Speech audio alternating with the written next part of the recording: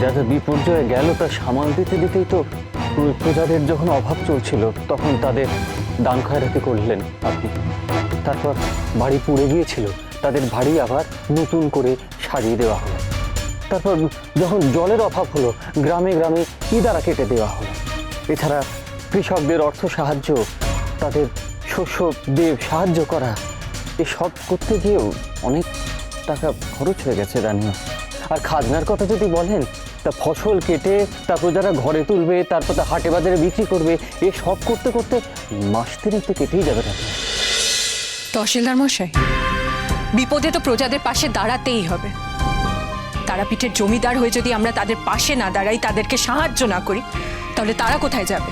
একদম ঠিক কথা বউঠা, সে তো ঠিক কাজই করা হয়েছে, কিন্তু কিন্তু এখন এখন কি হবে?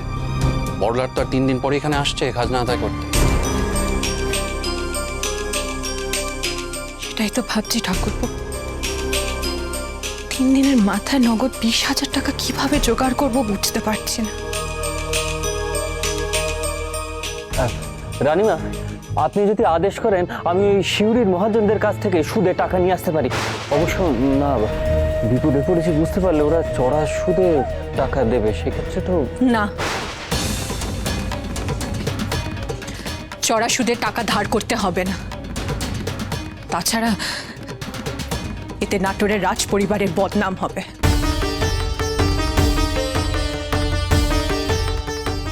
ক্ষমা করবেন রানীমা, কিন্তু এই মুহূর্তে এছাড়া আর কোনো উপায়ের কথা তো আমার মাথায় আসছে না। উপায় আছে, একটা উপায় আছে বউটা, আপনি একদম চিন্তা করবেন না। 20,000 টাকার ব্যবস্থা হয়েই আছে, শুধু যেতে আসতে যতটা সময়। আপনি কোথা থেকে আনবেন এত টাকা? ঠাকুরপো, আমি কোনো অন্যায় পথে যেতে চাই না। অন্যায় পথে? অন্যায় পথে কেন যেতে হবে বউঠান? আমি নাটোরে যাওয়ার ব্যবস্থা করছি।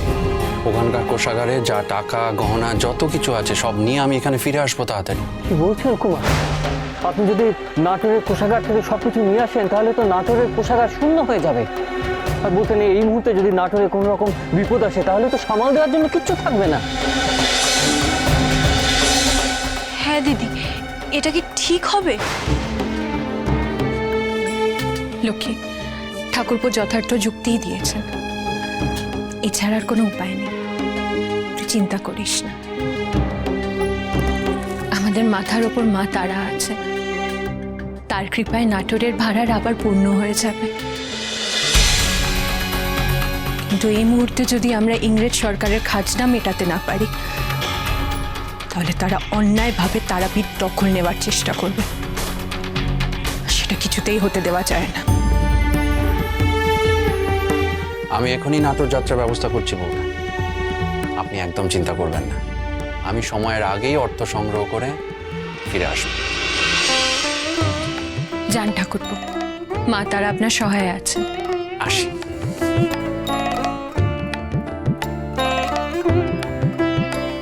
আপাতত সমস্যা মিটলো বলেই মনে হচ্ছে, আর কোনো চিন্তা নেই আমাদের। তারাপীঠ এখন শান্তি শান্তি। লক্ষ্মী, অনেক কাল পর তারাপীঠ আবার স্বমহিমায় ফিরছে। আশা করি এবছর প্রজাদের ফসল ভালোই উঠবে ঘরে। দিদি দিদি আমি বলছিলাম কি, সবই যখন ভালোর দিকে তখন একটা কাজ করলে হয় না? কি কাজ? আমরা সবাই মিলে কোথাও থেকে বেরিয়ে আসি। বেড়াতে যেতে মন করছে? হ্যাঁ গো দিদি, আর তোমারও একটু ঘোরা দরকার। কোথায় যাবে? কোথায় যাব?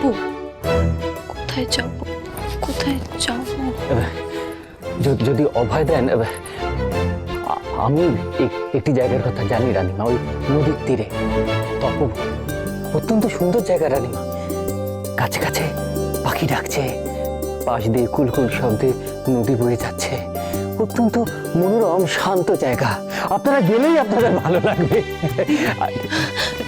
দিদি চলুন আমরা সেখানেই যাই।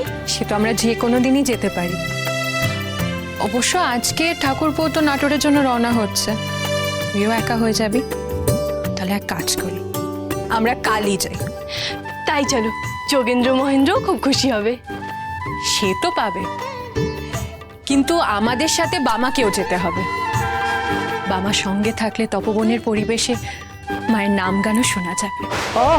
রানীমা, রানীমা, এ তো উত্তম প্রস্তাব। এই প্রস্তাবে তো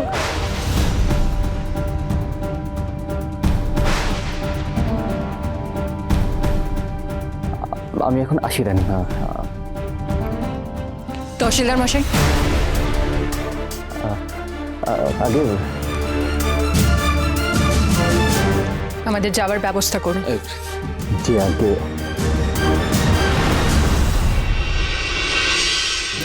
লক্ষ্মী, চল আমরা মন্দিরে যাই।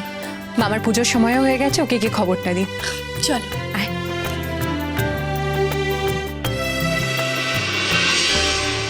জয় তারা, জয় তারা, তারা তারা। সকলের মঙ্গল করিস সেবা, মঙ্গলময়ী, সকলকে ভালো রাখিস সেবা। জয় তারা, জয় তারা,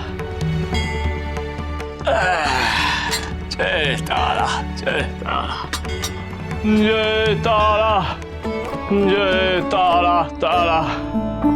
এবারুক, চলুন নে রে, মায়ের চরণ আমি তো নে। এই দেখি, এই দেখি, নে। জয় তারা, জয় তারা। নে রে লালু, নে। নে, নে। জয় তারা, তারা।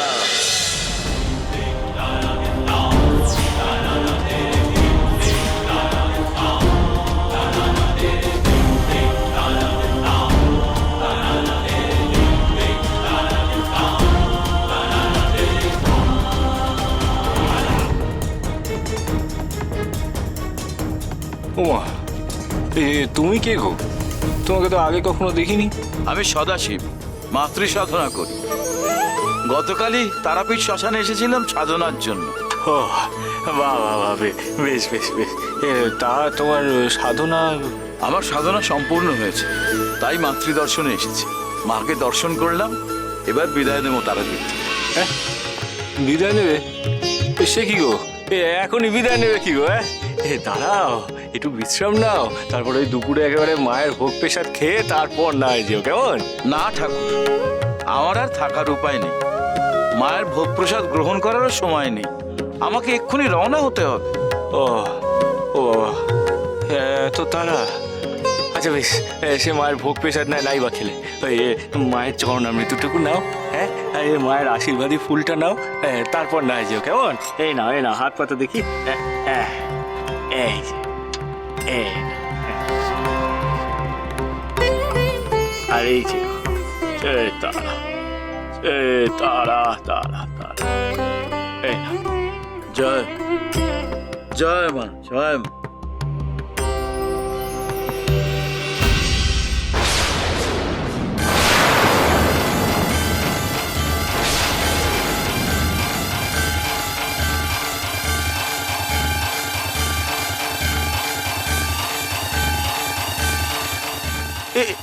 এ কি, মায়ের প্রসাদী ফুল যে মাটিতে পড়ে গেল।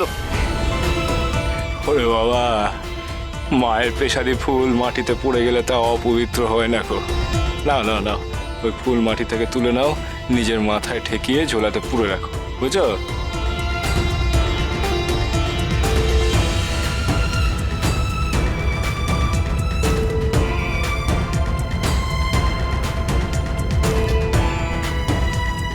তাহলে আমি এখন আসি বামদেব।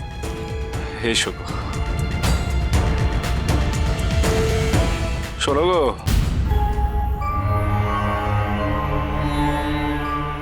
একজন সিদ্ধ সাধকের হাত থেকে মায়ের পেশাদি ফুল পড়ে যাওয়া মোটেও ভালো নয়। তুমি খুব সাবধানে থেকো, দেখো তোমার দ্বারা কোনো ভুল যেন না হয়।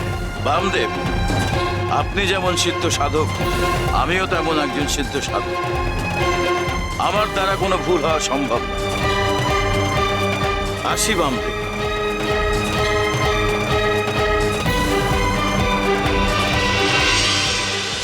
महापीर